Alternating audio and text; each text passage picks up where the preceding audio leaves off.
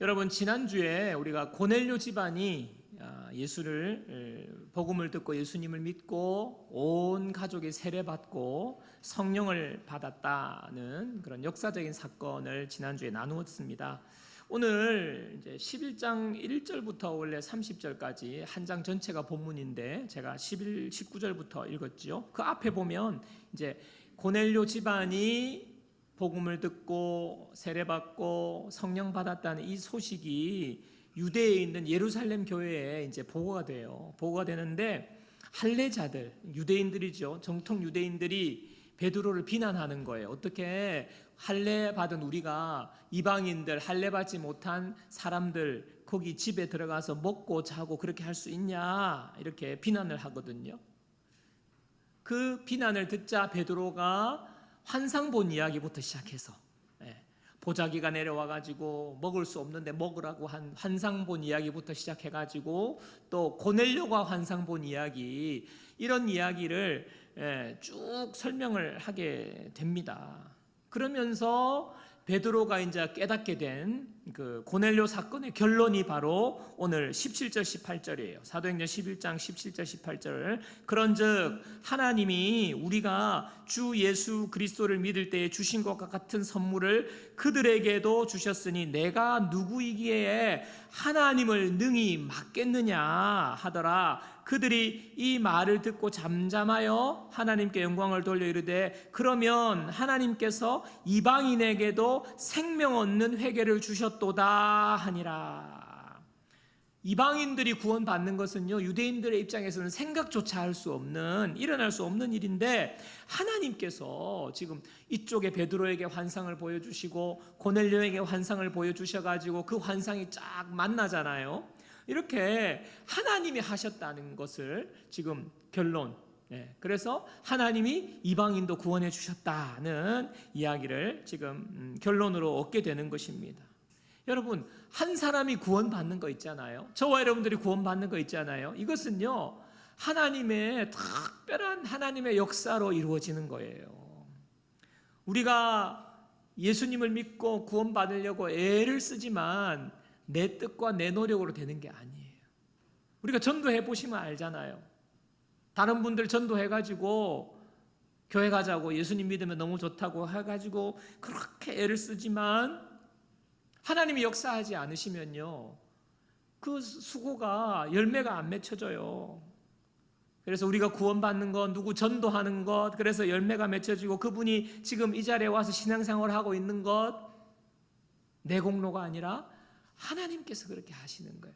하나님이 하시면 막을 자가 없어요. 그래서 우리는요, 구원받은 것을 감사할 줄 알아야 돼요. 우리가 이 세상을 살다가 이 세상이 끝나면 영원한 심판이 있고 멸망이 있어요. 죽음으로 끝나는 게 아니에요. 죽음 이후에는 심판이 있고 멸망이 있는데 그 멸망받을 우리를 예수님이 대신 십자가에서 죽어주심으로 우리를 구해주신 이 구원의 은혜를 생각하고 우리는요, 정말 감사하고요, 너무너무 기뻐할 수 있는 사람이 되어야 될 줄 믿습니다. 그래서 예수님이 너무너무 좋은 거예요. 예수님이.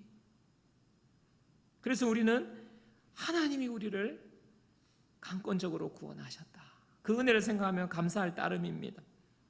이렇게 이제 이방인이 구원을 받게 됐는데 오늘 본문에서는요, 그 이방인들이 이제 많은 이방인들이 구원받아서 이방인 최초의 교회가 생기는 오늘 이 기록이에요. 그게 바로 안디옥 교회라는 교회가 생깁니다. 사도행전 11장 19절 21절 보겠습니다. 그때에 스데반의 일로 일어난 환란으로 말미암아 흩어진 자들이 베니게와 구브로와 안디옥까지 이르러 유대인에게만 말씀을 전하는데 그 중에 구브로와 구레네 몇 사람이 안디옥에 이르러 헬라인에게도 말하여 주 예수를 전파하니 주의 손이 그들과 함께 하심에 수많은 사람들이 믿고 주께 돌아오더라. 여러분, 스데반의 환란 아시죠? 스데반이 돌에 맞아 죽고 그냥 로마에서 이제 교회를 핍박해서 흩잖아요. 여러분, 지도를 보여주세요. 그래서 믿는 자들이 흩어지게 됩니다. 자, 그런데 지금 여러분 지도 보시면 지중해가 있고 그 맨 우측 하단에 보면 이제 예루살렘이라고 까만 글씨, 거기가 지금의 이스라엘 유대 아닙니까? 그죠? 유대. 이스라엘 유대에서 지금 흩어진 자들이 어디까지 갔어요? 그 위쪽 베니게, 그리고 구브로 섬, 지중해 섬, 키프로스라고도 하기도 하고 사이프러스, 지중해 키프로스, 사이프러스 섬이 바로 구브로입니다. 그리고 그 더 위쪽에 안디옥까지, 지금의 터키 지역이죠. 저기까지 핍박을 피해서 흩어지게 된 거예요. 거기 가서 복음을 전하는 거지요. 근데 복음을 전하는데 대다수가 유대인에게만 복음을 전하는 거예요. 이 사람들이 유대인 출신이기 때문에. 여러분, 우리도 그렇지 않습니까? 어디 여러분이 해외로 갔어요. 해외 이민을 갔어요. 그러면 우리가 어디로 갑니까? 한인타운으로 가는 거예요. 한인 커뮤니티로 가는 거예요. 한인 교회를 찾지 그 원주민에게로 그렇게 들어가기가 쉽지 않습니다. 그래서 유대인들이 그렇게 흩어졌음에도 유대인들에게만 복음을 전하는데, 그런데 놀랍게도 이런 민족적인 문화적인 한계를 뛰어넘어서 헬라인에게 복음을 전하는 사람들이 있었어요. 그죠? 어떤 사람들이, 몇 사람이 안디옥의 헬라인에게도 복음을 전한 거지요. 그렇게 해서 생겨난 교회가 바로 안디옥 교회, 최초의 이방인으로 구성된 이방인 교회. 여러분, 이 안디옥 교회는요 대단한 교회였습니다. 이전까지 이 사도행전이요 예루살렘 교회를 중심으로 이야기가 전개되는데 11장부터는 이제 안디옥 교회를 중심으로 이야기가 전개되고 있어요. 오늘날 여러분, 교회 이름 중에 성경에 나오는 이름 중에 안디옥 교회가 제일 많아요. 안디옥 교회. 무슨 하여튼 동네마다 안디옥 교회가 하나씩 다 있어요. 왜 그럴까요? 그만큼 교회가 롤 모델로 삼고 싶은 교회, 본받고 싶은 교회가 안디옥 교회이기 때문에 그렇습니다. 여러분, 우리 교회가요 개척한 지가 지금 5년째 접어드는데, 초창기 개척 멤버신 분들은 잘 아시겠지만 우리가 코로나가 막 한창일 때 개척을 해가지고, 또 저하고 자매 한 명이 개척을 했으니 뭐가 있겠습니까? 아무것도 없어요. 가진 것도 없고. 그래서 집에서 예배 드리려고 하다가 어떤 우연히 연결이 돼가지고 교실을 하나 이렇게 빌려서 주일만 빌려서 예배 드렸거든요. 근데 참 너무너무 지금 생각하면 너무너무 어수선하고 횡하고 창고 같기도 하고 무슨 그 헬스장 같기도 하고 시커멓게 막 이렇게 돼 있고요. 막 핀 조명 들어가 있고 이러니까 예배 분위기가 안 잡히는 거예요. 너무너무 서글픈 거예요. 그리고 코로나가 한창이다 보니까 어떨 때는요 주일 폐쇄가 돼가지고 예배 드릴 데가 없는 거예요. 그래서 부랴부랴 제가 급하게 그냥 스마트폰 삼각대 하나 세워놓고 어떻게 들어가가지고 막 지금 잘 예배들 보고 있습니까 하면서 혼자서 집 안에서 쇼를 하다가 막 기타 치고 막 혼자서 찬양하다가 경비실에서 막 위에서 시끄럽다고 연락이 와가지고 그렇게 예배 드린 적도 있고요. 성탄절날 예배 드릴 데가 없어가지고 다른 교회 빌려가지고 오후에 예배 드린 적도 있습니다. 근데 시간이 지나서 우리는 이렇게 우리만의 공간에서 이렇게 예배드리고 있는 것, 그리고 여러분들이 편안하게 마치고 식사하고 교제하고 이렇게 갈 수 있는 것이 얼마나 참 감사한, 말로 다 할 수 없어요. 하나님의 은혜가 크고 놀랍습니다. 그럼과 동시에 제 마음에 무슨 생각이 드냐 하면요, 우리가 지금은 너무 좋거든요. 별로 이렇게 어떤 스트레스가 없어요. 근데 이런 상태로 그냥 좋은 게 좋은 거라고 이렇게 있는 것이 맞는가 하는 생각이 저희 마음속에 자꾸 드는 거예요. 여러분, 하나님께서 왜 이 세상에 교회를 두셨을까요? 천국에 가면 교회가 없습니다. 이 세상에만 교회가 있습니다. 왜 교회를 이 세상에 두셨을까요? 우리끼리 예배드리고 우리끼리 그냥 같이 맛있는 밥 먹고 서로 의지하고 서로 위로하고 깔깔깔거리고 하면서 그렇게만을 위한 공간으로, 그렇게만을 위한 목적으로 하나님께서 이 교회를 이곳에 두셨을까요? 여러분, 그것이 그렇지 않습니다. 그것이 전부가 아니에요.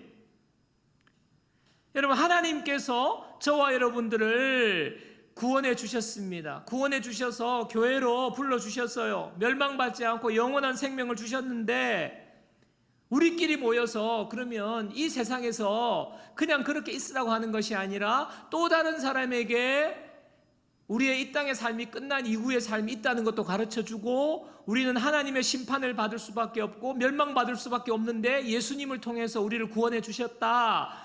여러분들 그 하나님의 사랑으로 여러분 구원받아야 된다. 그게 바로 복음이잖아요. 이 복음을 전하도록 우리를 이곳에 남겨두신 것입니다. 그래서요, 우리 교회는요, 모이는 교회, 예수 믿은 사람들끼리 구원의 은혜를 찬양하며 모이면서 모이는 교회임과 동시에 흩어지는 교회가 바로 교회의 정체성이에요.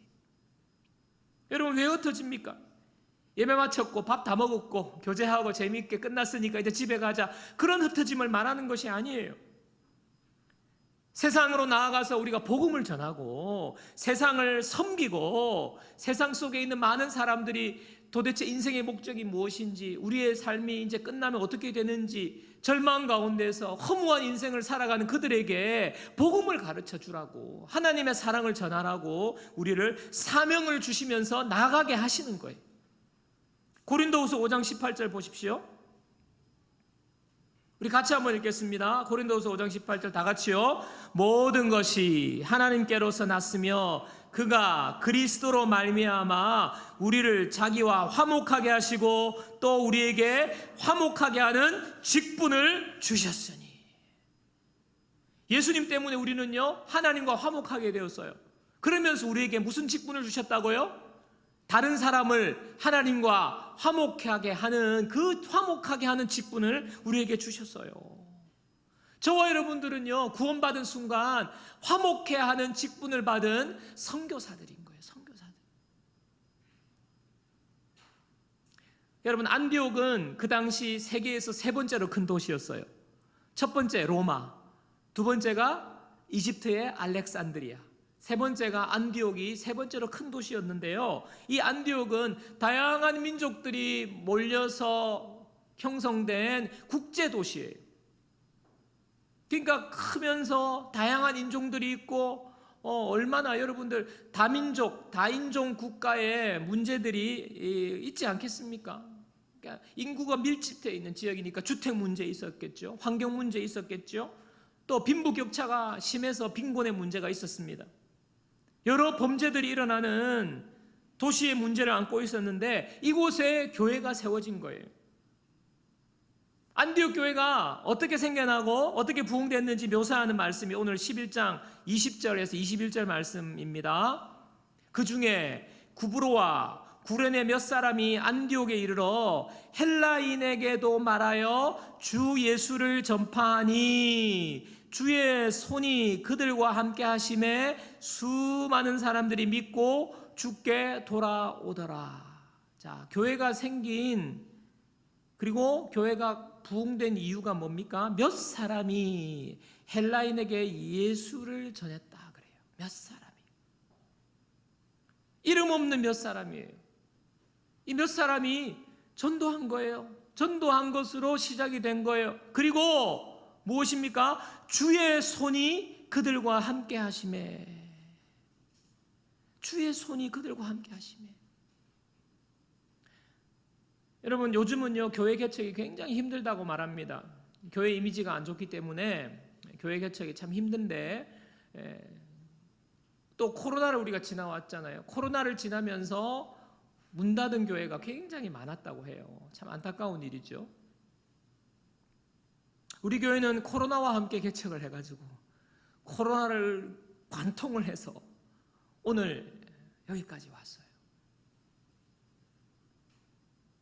우리 교회는 문을 닫지 않았습니다. 이유가 뭘까요? 여러분, 제가 위기 관리 능력이 탁월하고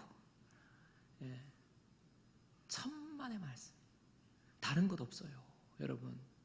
여러분들이 어떻게든 제가 알아요. 우리 전도합시다 그러면요, 초청주일 하면요, 그렇게 전도하려고 애를 썼어요. 복음을 전하려고. 여러분들이 전도했기 때문이고요, 하나님의 손길이 함께 해주셨기 때문에 우리 교회는 계속해서 성장해 온 것입니다. 하나님의 손길이 함께 하셔서 열매를 주셨기 때문이에요. 여러분, 제가요 대형교회, 정말 부산에서 두 번째 가는 메가처치에서 부목사로 오래 있었어요. 그렇기 때문에 그때는요 제가 목에 막 힘이 막 들어가고 막 머리에도 무스도 많이 바르고 막 이렇게 해가지고 막 제가 그냥 너무 막 잘났었어요. 표현은 못하지만 나 잘난, 그러면서 뭐든지 하면 잘했고 그랬습니다. 그래서 자신감과 어떤 나는 뭐든지 하면 잘하고 성공할 거야, 잘 될 거야 라는 그 마음으로 그냥 충만했어요. 그 당연하게 생각했어요. 왜? 나니까. 근데요 착각도 그런 착각이 없어요. 그런 착각이 없어요. 여러분, 제가 개척해가지고 하면서 얼마나 좌절감을 많이 맛본지 몰라요. 여러분, 내가 잘났고 내가 능력 있고 내가 뭐든지 잘할 수 있다, 그것도 착각인 것, 그것도 문제지만 설령 여러분 서울대 나오고 무슨 박사고 이렇게 한다고요, 여러분 부흥이 오지 않습니다. 여러분, 아무리 훈련을 잘 받고 목회 훈련을 잘 받고 스펙이 좋고 해도요 하나님께서 목회 열매를 주셔야 하는 거예요. 우리의 인생도 마찬가지입니다. 누가 하나님을 능히 맡겠냐고 아까 말씀에 나왔지 않습니까? 하나님이 우리의 삶에 하나님을 축복하시면 축복이 오는 거예요. 근데 하나님이 막으시면요 안 되는 거예요. 하나님이 열매를 주셔야 하는 것입니다. 여러분, 우리가 목회든 우리의 삶이든 열심히 안 하는 사람이 어디 있습니까? 근데 열매가 없으면 얼마나 힘이 빠져요? 근데 오늘 안디옥 교회에는 몇몇 사람들이 복음을 전할 때에 주의 손이 함께 하셔서 놀라운 부흥의 역사가 일어난 것입니다. 분명하게 복음을 전하는 성도들이 있고요, 주님의 손이 함께 하실 때에 놀라운 부흥의 역사가 일어났어요. 여러분, 우리 교회도 저는요 제 능력으로, 제 실력으로는 정말 감당을 할 수가 없어요. 그런데 저와 여러분들이 하나님 말씀에 순종하여서 복음을 전하고 그 복음을 전할 때 주의 손이 함께 하시면 하나님께서 우리 교회에 놀랍게 부흥해 주실 것을 믿습니다. 우리가 이것을요 꿈으로 가지는 거예요. 안디옥 교회에 일어난 일이 우리 오늘도 동일하신 주님께서 우리와 함께 하시면 이 역사가 일어나는 것입니다. 저는요 여러분들 우리가 소망을 가졌으면 좋겠어요. 여러분, 우리가요 이름 없는 교회예요. 명진학 교회 다니는데 어디 다녀요 하면 저 넘치는 교회, 여러분 넘치는 교회가 어디냐 몰라요. 근데 롯데리아 하면 알아요. 롯데리아. 롯데리아 교회로 바꿀까? 이름 없는 교회잖아요. 저도 이름도 없고 여러분도 이름 없는데, 여러분 우리가 꿈을 가지는 거예요. 소망을 가지는 거예요. 우리가 하나님께서 우리를 교회에 세워두신 것은요, 주님 어떻게든 주님의 복음 전하는 일을 우리가 감당하기를 원합니다.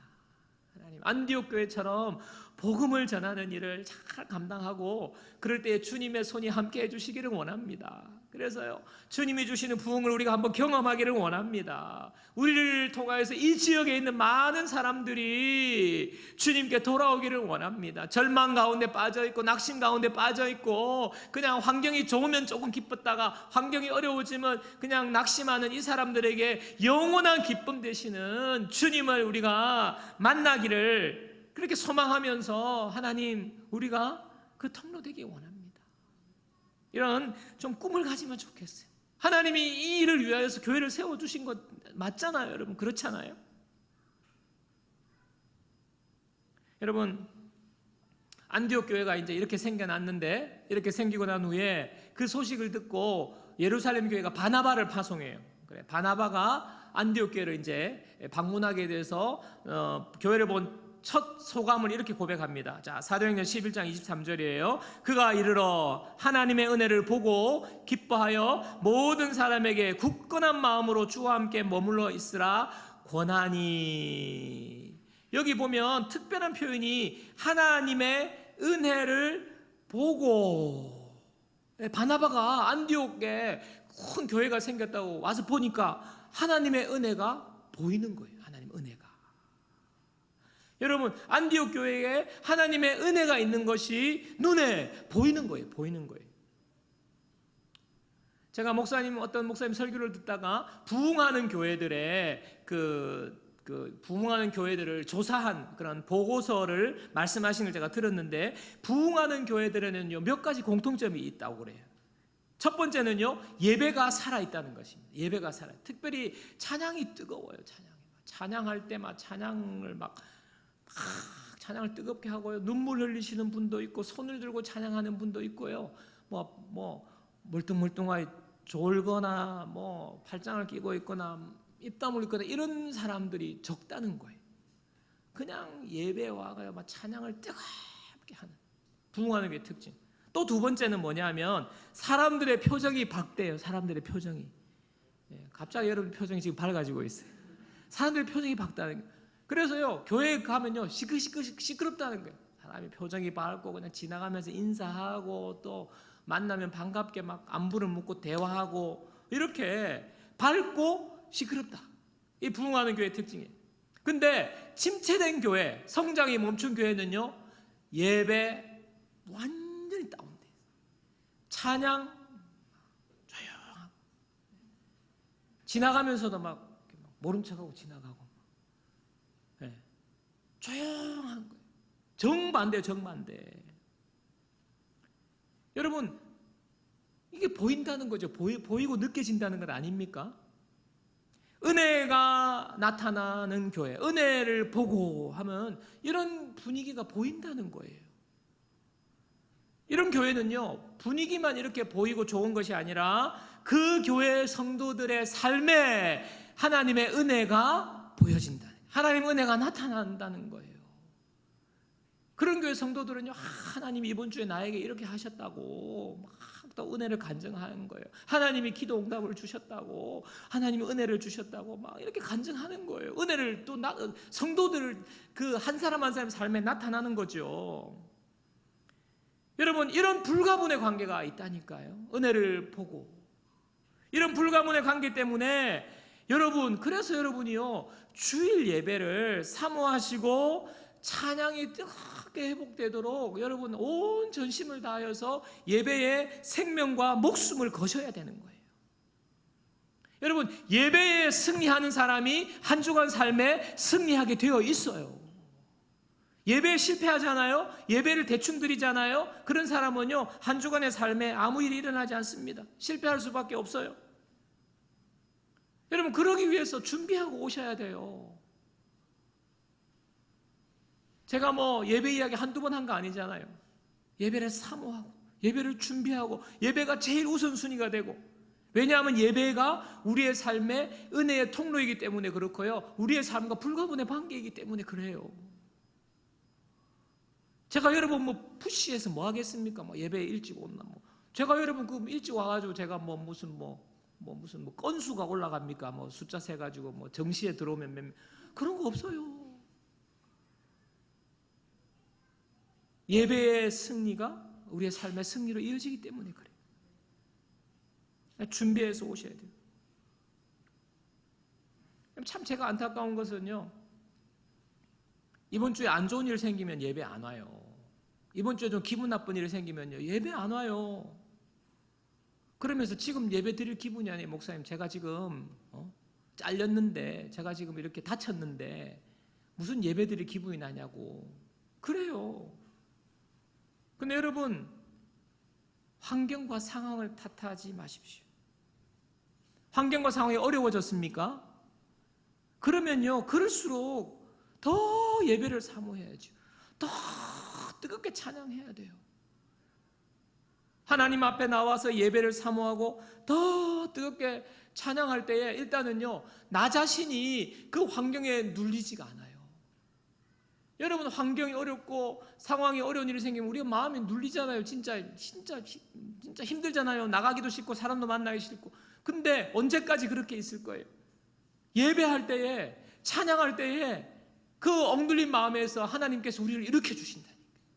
우리에게 놀라운 회복이 일어난다니까요. 그러니까 여러분, 상황이 어려우면 더 예배해야 되는 거예요.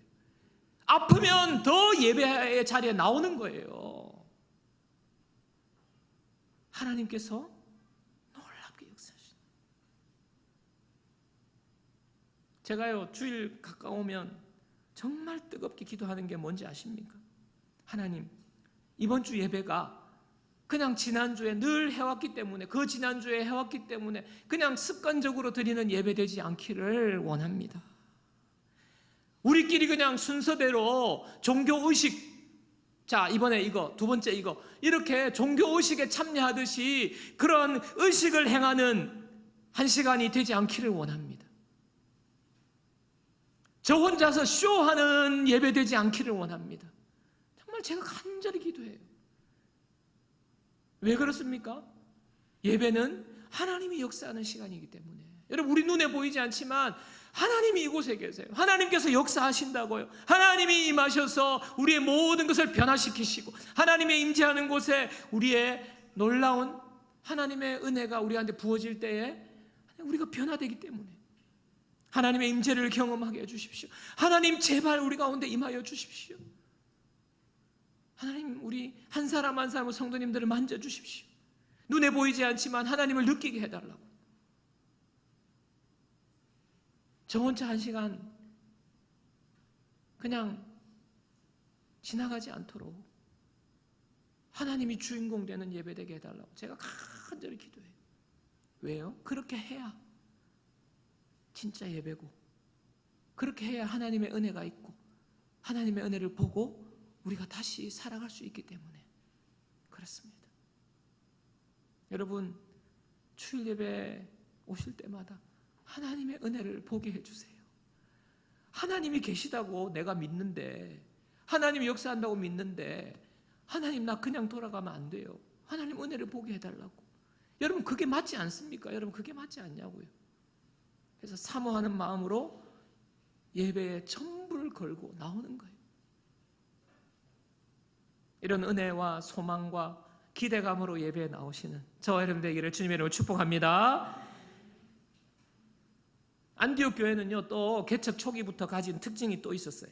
자, 사도행전 11장 26절입니다. 만남에 안디옥에 데리고 와서 둘이 교회에 1년간 모여 있어 큰 무리를 가르쳤고, 제자들이 안디옥에서 비로소 그리스도인이라 일컬음을 받게 되었더라. 바나바가 안디옥 교회를 본 후에 사울을 데리고 와서 두 사람이 1년 동안 여기를 이제 목회를 해요. 그러면서 그 결과가 무엇입니까? 제자들이 안디옥에서 비로소 그리스도인이라 일컬음을 받게 되었다는 것입니다. 사람들로부터, 안디옥 사람들로부터 저 사람들 그리스도인, 이런 일컬음을 받았다는 거예요. 당시 세 번째로 큰 안디옥이라는 도시, 여러 가지 문제가 많았다고 제가 말씀드렸잖아요. 그곳에 있는 사람들이 그리스도인들이라고 안디옥 교회 성도들을 이렇게 특별하게 불렀어요. 여러분, 이것이 무슨 말입니까? 무슨 의미일까요? 저 사람들은 뭔가 달라. 알고 보니까 저 사람들이 예수님을 믿는데, 여러분, 그들에게 특별하게 보인 거예요. 그들에게 매력 있게 보인 거예요. 그래서 나도 교회 한번 가봐야 되겠다. 그렇게 해서 지금 안디옥 교회가 부흥한 것 아닙니까? 사람들이 몰려온 것 아니겠어요? 뭐 특별한 게 없는데, 별 볼 일 없는데, 찌질한데 어떻게 교회에 몰려오겠습니까?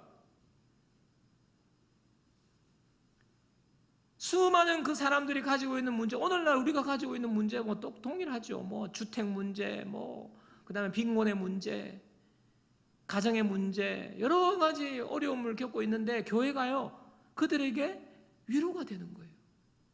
해답이 되는 거예요. 환경이 어렵지만 다시 일으키게 되는 그런 놀라운 매력적인 곳이 교회인 것입니다. 어떻게 이렇게 그리스도인이라고 불리게 되었습니까? 바로 말씀을 배우며 성장했기 때문에. 말씀을 배우며 목회자들이 와서 바나바와 사울이 1년 동안 가르치는 데 전념했어요. 사랑하는 여러분 우리가요 신앙생활할 때 잘 아셔야 되는 게 뭐냐면 신앙생활의 연수가 중요한 게 아니에요. 아무리 신앙생활 오래 내가 모태신앙이고 교회를 수십 년간 다녀도 우리가 말씀을 배우지 않으면 영적인 어린 아이인 것입니다. 아이예요, 아이. 에베소서 4장 13절 14절 보겠습니다. 우리가 다 하나님의 아들을 믿는 것과 아는 일에 하나가 되어 온전한 사람을 이루어 그리스도의 장성한 분량이 충만한 데까지 이르리니 이는 우리가 이제부터 어린 아이가 되지 아니하여 사람의 속임수와 간사한 유혹에 빠져 온갖 교훈의 풍조에 밀려 요동하지 않게 하려 함이라. 자, 성장하라는 거죠. 왜요? 어린아이와 같이 되지 않기 위해서. 여러분 영적 어린아이는 여기서 뭐냐면 요동한다는 거. 영적 어린아이는 요동한다. 요동한다는 말은요 파도에 떠밀려가는 배를 말하는 거거든요. 파도에 떠밀려가는 배. 동력 장치가 없는 배가 지금 망망대해에 떠 있어요. 여러분 그 배를 상상해 보십시오. 파도 치는 대로 이리저리 흔들흔들 출렁출렁 거리지 않겠습니까? 그 배에 여러분들 타고 있다고 생각해 보세요. 아마 배멀미로 정말 힘들 겁니다. 그리고 그 배는 어떻게 됩니까? 동력 장치가 없이 그냥 파도 치는 대로 흘러가다가 점점 파도에 휩쓸려 떠내려가다가 배가 뒤집어지거나 파도에 배가 파손할 거예요. 여러분 그 배와 같은 삶이 어린아이의 삶이라는 거예요. 영적인 어린아이와 같다는 거예요. 마음이 이리저리 늘 흔들리고 넘어지고 교회는 오래 다녔는데 참 제가 안타까워요. 신앙생활 주일학교 출신이고 오래됐는데 그냥 흔들려요. 그냥 넘어져요. 이 안정되어 있지 않는 거예요. 감정의 기복도 심하고 뭐 조금 힘든 일을 만나면 그냥 휘청 넘어져 버리고 오히려 조금 안정되고 한결같으면 저 집사 좀 이상하다. 지금 한번 흔들릴 때가 됐는데 제가 오히려 그럴 정도로 이 주기적으로 흔들리는.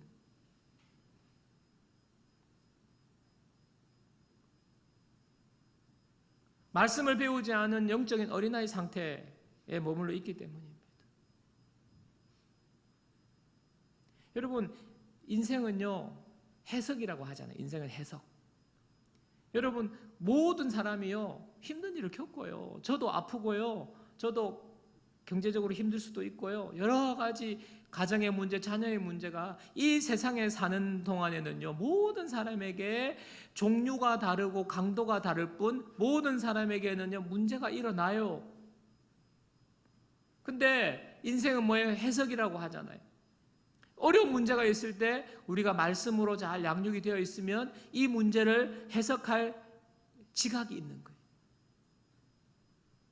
근데 영적인 어린아이, 말씀을 알지 못하고 말씀이 없으면요 뭐 조금 좀 힘든 일 생기면 그냥 나자빠지는 거예요. 여러분 똑같은 사람이 똑같은 어려움을 겪었습니다. 근데 상황은 변하지 않지만 어떤 사람은 그 가운데 정말 잘 말씀으로 해석을 해서 이 상황을 잘 견디는 사람이 있고 어떤 사람은 그냥 막 절퍼덕 그냥. 여러분 어떤 삶이 정말 복된 삶입니까? 고난이 없는 삶은 없어요. 그러나 말씀을 우리가 담고 사는 사람의 삶은 그 고난 중에도 견딜 수 있는 거예요. 마음이 상하지 않는 거예요. 잠깐 충격은 받을 수 있지만 영적 어린아이와 또 영적으로 성숙한 사람의 차이 아닙니까? 여러분 그래서 제가 그렇게 성경 읽게 하시라고 큐티하라고 다락방 모임에서 말씀을 나누라고 그렇게 하는 거예요. 이것은 기본 중에 기본입니다. 예배만 한번 드리고서는요 신앙이 자랄 수가 없어요. 영적 어린아이에서 벗어날 수 없습니다. 성숙하게 자라나셔서 정말 요동하지 않는 어떠한 고난이 힘든 일이 온다고 할지라도 우리가 이겨내고 승리하는 성숙한 하나님의 자녀들 되시기를 주님의 이름으로 축복합니다. 자, 안디옥 교회는요, 이렇게 말씀을 배우고 성숙하여서 많은 세상 사람들에게 매력적인 그리스도인이라고 불리우는 이런 교회가 안디옥 교회죠. 자, 또 나아가서 안디옥 교회는요, 구제하는 교회가 됩니다. 사도행전 11장 28절 30절이에요. 그 중에 아가보라 하는 한 사람이 일어나 성령으로 말을 하되 천하에 큰 흉년이 들리라 하더니 글라우디오 때에 그렇게 되니라. 제자들이 각각 그 힘대로 유대에 사는 형제들에게 부조를 보내기로 작정하고 이를 실행하여 바나바와 사울의 손으로 장로들에게 보내니라. 자, 흉년이 들었을 때에 예루살렘 교회에 부조, 구제금, 구제 헌금을 보낸 교회가 안디옥 교회입니다. 여러분, 예루살렘 교회가 모 교회예요. 예루살렘 교회에서 흩어진 사람들이 전도해서 안디옥 교회가 생겼는데, 어떻게 보면 예루살렘 교회가 더 모 교회고 크고 안디옥 교회는 개척 교회인데, 여러분, 모 교회가 개척 교회를 돕는 게 아니라 개척 교회가 모 교회를 돕는 정말 대단한 교회입니다. 영적으로나 물질적으로나 풍성한 교회였다는 거예요. 뭐 흉년이 들었으니까 뭐 이쪽도 뭐 그렇게 뭐 얼마나 좋았겠어요. 그런데 마음이 풍성한 거예요. 영적으로도 풍성하고 물질적으로도 풍성하고 흘려보내는 거예요. 흘려보내는. 제가 어릴 때 새벽에 화장실 가려고 깨면 저희 할머니가 살아계실 때 일입니다. 할머니께서 새벽에 방에서 그렇게 기도를 하셨어요. 그래서 새벽에 깨서 화장실에 갔다 오고 아침에 일어나면 아침까지 기도하고 계신 거예요. 기도하는 그 소리 기억이 아직도 생생해요. 무슨 기도냐? 할머니의 자녀가 7남매거든요. 저희 아버지가 둘째고, 그러니까 아들 뭐 딸 합쳐서 7남매고 손주까지 합치면 얼마나 많겠어요. 그러니까 새벽 만 2, 3시에 일어나셔가지고 아침 6, 7시까지 서너 시간을 기도하시는데, 뭐 교회를 위해서, 뭐 나라를 위해서 뭐 다 기도하시고, 자녀들 이름 다 불러가면서, 손주들 이름 다 불러가면서 기도하니까 시간이 걸리는 건데, 여러분 얼마나 손주들 많겠어요? 제가 기억해요. 손주들 이름 하나하나 한 사람씩 부르면서 기도하시는데, 손주 우리 누구누구 머리가 될지언정 꼬리가 되지 않게 해주시고, 꾸어줄지언정 꾸는 자가 되지 않게 해주시고, 그리고 또 뭐 기도하시다가 또 그 다음 손주 누구 머리가 될지언정 꼬리가 되지 않게 해주시고, 꾸어줄지언정 꾸는 자가 되지 않게 해주시고, 그 다음 손자 우리 기영이 머리가 될지언정 꼬리가 되지 않게 해주시고, 꾸어줄지언정 꾸는 자가 되지 않게 해주시고, 쫙 하는 거예요. 머리가 될지언정 꼬리가 되지 않게 해주시고, 꾸어줄지언정 돈을 빌려줄지언정 돈을 늘 꾸는 이런 자가 되지 않게 달라고. 제가 그 기도가 생생해요. 매일 똑같아요. 그 기도는. 제가 커서 보니까, 어른이 돼서 보니까 그 할머니의 마음을 알겠어요. 여러분, 그게 부모의 마음 아닙니까? 할머니의 마음이거든요. 그보다 더 그 간절한 마음이 어디 있겠어요? 여러분, 이 기도가 하나님도 우리를 향한 동일한 하나님의 뜻이 아니겠어요? 하나님이 놀라우신 분이신데, 하나님이 온 우주의 창조주 주인이시고 온 모든 것이 하나님의 것인데, 하나님의 자녀가 늘 꾸고 이런 걸 하나님 원하시지 않는다고요. 꾸어줄지언정 꾸는 자가 되지 않게 해주. 하나님의 마음이 하나님 우리를 향한 뜻이고. 그러니까 지금 안디옥 교회가 지금 그러잖아요. 부주를 보내잖아요. 여러분, 제가 말씀 묵상하면서 우리 교회가 넘치는 교회 아닙니까? 이름에 대한 부담이 좀 있어요. 좋으면서도 넘치는 교회. 넘치는 교회인데 늘 뭐 어디서 뭐 도움을 받고 이러면 이거 아니잖아요. 이름값을 해야 되잖아요. 하나님, 우리 교회가 이름값 하게 해 주옵소서. 하나님, 우리 교회 성도들이 넘치는 교회, 누구 아무개 넘치는 교회 성도인데 하나님 이름값 하게 해 주십시오. 이름값 해야 되지 않겠습니까? 오늘 설교 제목이 우리가 꿈꾸는 교회예요. 여러분, 우리 다 같이 꿈을 꾸자고요. 여러분, 저와 함께 꿈을 꾸자고요. 우리 넘치는 교회 하나님 주신 꿈이 있습니다. 안디옥 교회와 같이 구제하고 선교하는 넘치는 교회가 되기를 우리 꿈꾸자고요. 하나님이 하시면 되는 것 아닙니까? 우리가 꿈을 꿔야죠. 같이 꿈을 꾸고 같이 기도하고 간절히 소망하고. 말씀을 정리하겠습니다. 여러분, 우리가 꿈꾸는 교회는요, 이름 없는 자들이지만, 이름 없는 교회이지만 예수 그리스도를 전파하는, 복음을 전파하는, 그리고 주의 손이 함께 하셔서 부흥하는 교회가 되기를 우리 꿈꾸자고요. 그리고 말씀을 배우며 성숙한 그리스도인이 되도록, 그래서 세상 사람들이 저 교회 교인 그리스도인, 그렇게 매력적인 인정받는 교인이 되기를 우리 꿈꿉시다. 그리고 마지막으로 구제하고 선교하고 넘쳐서 흘려보내는, 정말 넘치는 교회 이름값 하는 하나님의 뜻이 이루어지는 교회 되기를 여러분 꿈꾸십시다. 하나님께서 우리의 간절한 기도와 우리의 순종에 하나님께서 응답하실 줄 믿습니다.